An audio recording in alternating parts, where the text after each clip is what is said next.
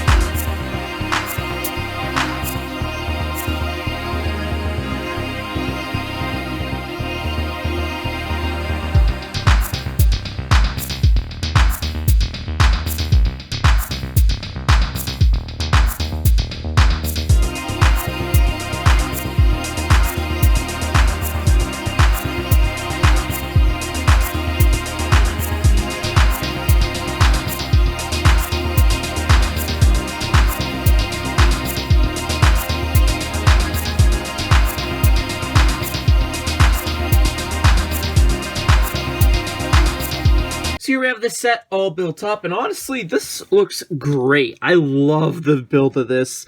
Where to begin?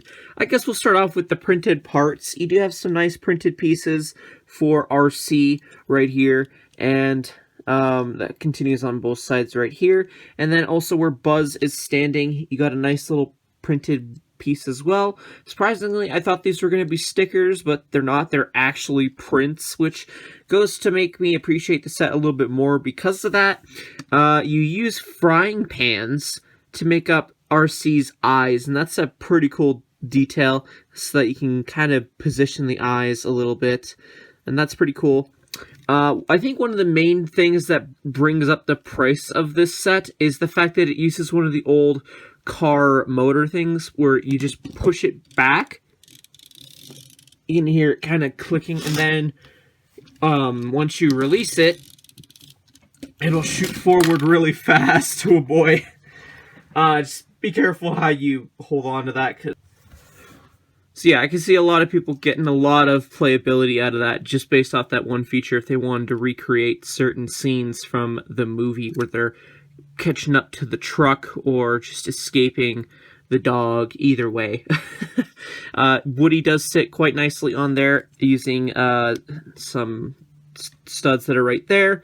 But the build does look great without having the two figures on there. I mean, like, it looks like that. It doesn't come with the controller like the 4+ one did a few years later down the line from when this set was released, but that's fine. I'm pretty sure you could just take the one that was released in the 4+ one and it'll control this one all the same. The antenna piece does use that old-fashioned clip piece, so be cautious when you're getting this set. Is that I've heard that this piece can break over time, so hopefully it won't be the case for mine, but just something to be cautious about. You can move this up and down that far, but yeah, not much else to say about this build in particular. So let's just have a look at the figures included in this set. Taking a look at the two minifigures included in this set, on the left we have Woody. This was Woody's very first minifigure appearance, and quite surprising because he has a very special pair of legs, torso, and head. all of which are kind of exclusive to the set. He came in a few other sets, but this is by far one of the cheaper ones besides the polybag to get your hands on in terms of retail value. And I like these three studded legs. It definitely shows the height of the figure. No dual molding for the legs, unfortunately. This was before dual molded legs were a thing, so they're just kind of printed on there, which is fine. It looks okay. Moving on to the torso, you can kind of see that he's got bigger arms than a usual minifigure would. So that's kind of interesting that they went out, like, really all out for these Toy Story figures. Torso print looks accurate to the movie, I'd say. I really like that. Right down to the pull string. And then his head is not a traditional minifigure like it appeared in the Toy Story 4 sets, but is actually a dual molded, or triple molded head piece that actually looks 100% screen accurate. You can't mess that up. And another thing to note is that this figure actually came already assembled out of the box. Like, Legos assembled this in the factory and just bagged it up like that. So I don't have any complaints with that because this is quite a special figure. But it's still interesting to point out, I guess. But yeah, no, I love the look and the feel of this figure. No major complaints with that. Well, maybe a few worries with the printing on the legs, but that's about it. Moving on to Buzz, though.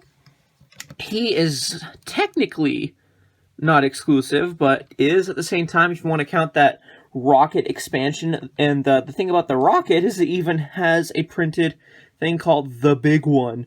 So that's pretty accurate right off the bat as well. It uses that R2-D2 astromech torso piece in blue, and that works. This rocket piece is also an old piece as well that I think was discontinued after this set.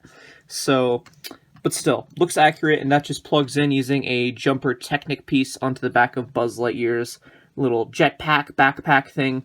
Now this figure, again, came in multiple sets without the jetpack or rocket booster thing.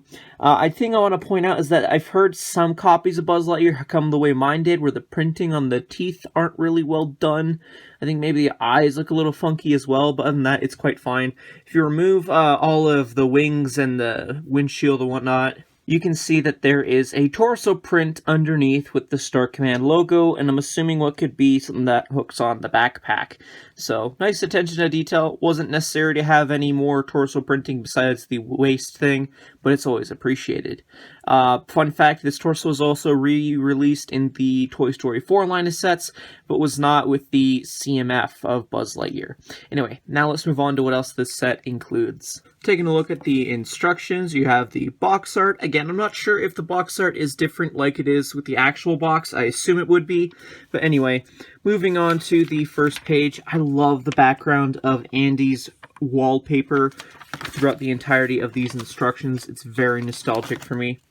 But skipping all the way to the back, you have some advertisements for the other Toy Story sets that were released in 2010. Both really cool looking sets. And then you have a parts listing, an advertisement for Lego Club, and then a win at the back.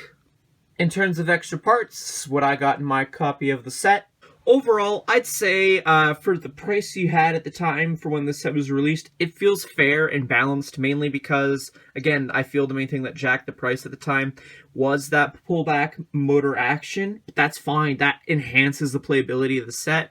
You have a lot of intriguing parts, and the minifigures itself are great. Lego put a lot of effort into designing the figures at the time, and I'd say if you're thinking about picking this set up, definitely go for it, because the 4+ one can be quite lacking in comparison to this one.